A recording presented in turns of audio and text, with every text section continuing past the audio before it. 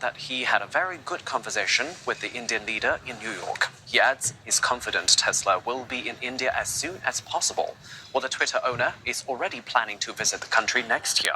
Well, the meeting between Mr. Musk and Prime Minister Modi was reportedly set up to discuss plans to build an electric vehicle manufacturing base in India. Talks between the two were also set to include possible incentives for Tesla's battery production in the South Asian nation. This comes as more US multinationals look to diversify away from China and broaden their supply chains. India's government also has ambitions to bring more electric vehicles to the country as it tries to play catch-up with China and Europe. Modi's meeting with Musk, who owns Twitter, comes amid some recent controversy. Just days before, Twitter's co-founder Jack Dorsey accused India of threatening to shut down the platform for not complying with content takedown orders. India had called the allegation an outright lie. Tesla's been scoring a number of wins for its charging technology, driving forward to becoming a US industry standard. Texas says electric vehicle charging companies need to include the firm standard if they want to be a part of the state program to electrify highways using federal dollars. It's the first state in the US to do so. That comes after electric car maker Rivian has inked a deal to use Tesla's supercharger network. Rivian joins Ford and General Motors in adopting the technology. Rivian owners will be able to top up their vehicle's battery at more than 12,000 superchargers in the US and Canada by next year.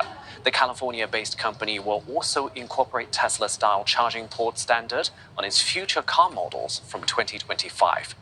Meanwhile, BTC Power will start adding Tesla's standard to its EV chargers next year. It's the fourth major maker of fast chargers to embrace Tesla's standard.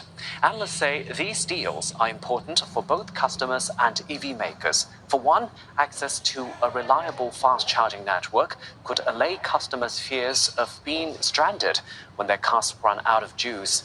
It also save a substantial amount of investment for car makers on installation and maintaining the network. As a result, it could help speed up the process of EV adoption.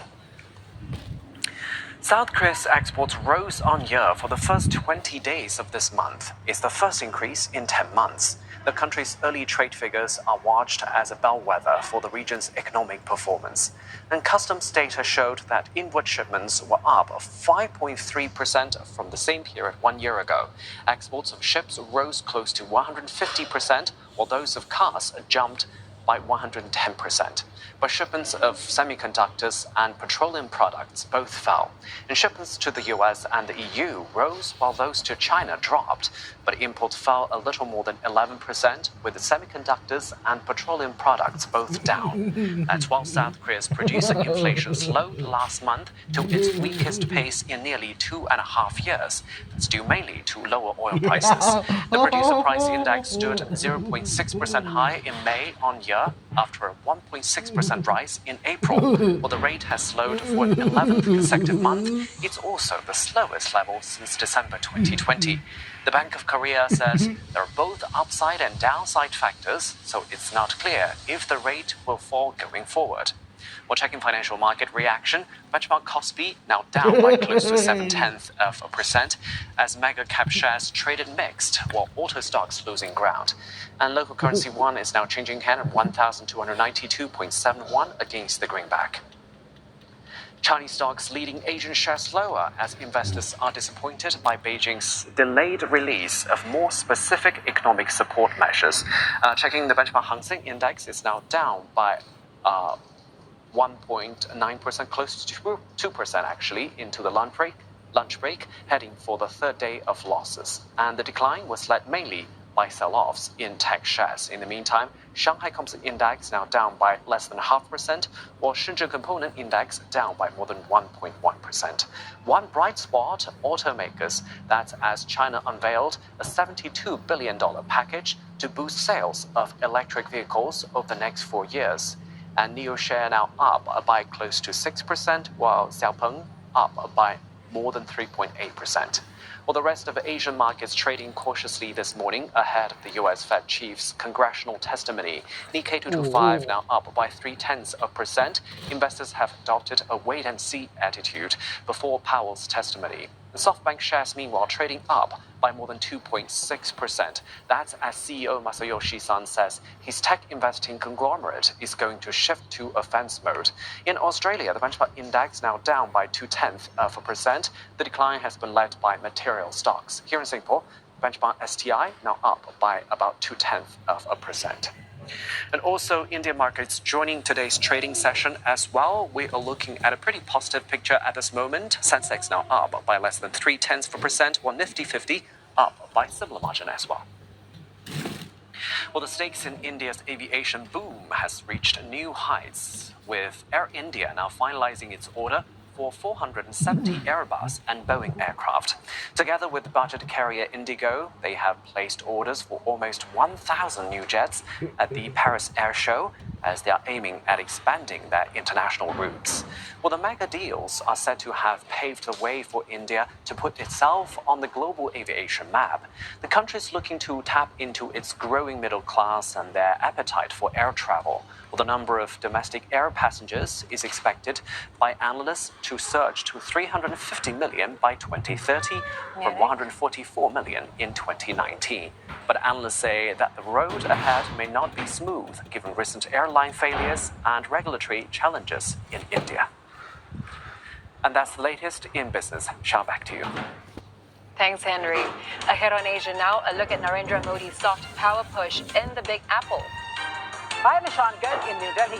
India's Prime Minister will lead International Day of Yoga celebrations at the United Nations headquarters in New York. And observers say for Narendra Modi, there's much more to it than just breathing and holding poses. And Chinese Premier Li gets a Bavarian welcome in Munich as leaders from both countries lobby for stronger ties.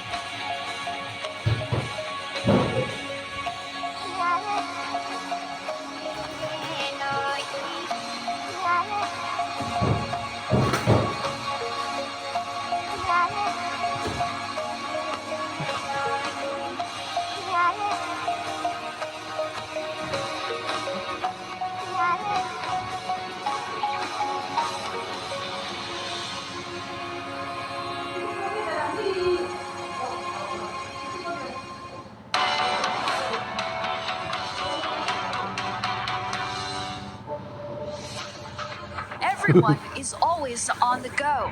There's also passion and movement to protect the interests of the underprivileged. I'm Wei Du, CNA, Hong Kong. These are shelf clouds associated with a line of thunderstorms. So this is actually quite severe weather.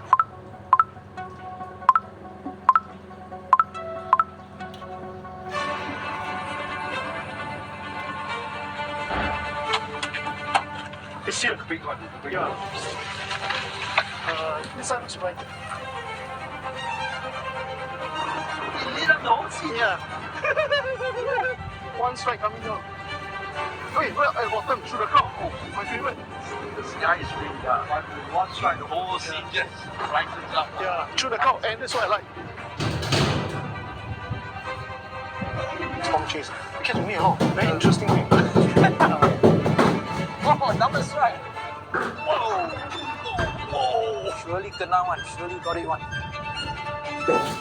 Wow.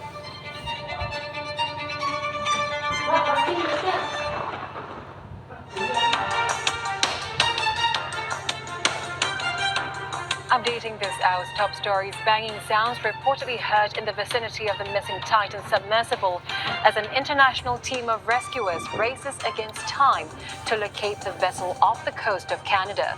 The crew are believed to have around 29 hours of oxygen supply left. More uncertainty about the state of ties between the two global superpowers.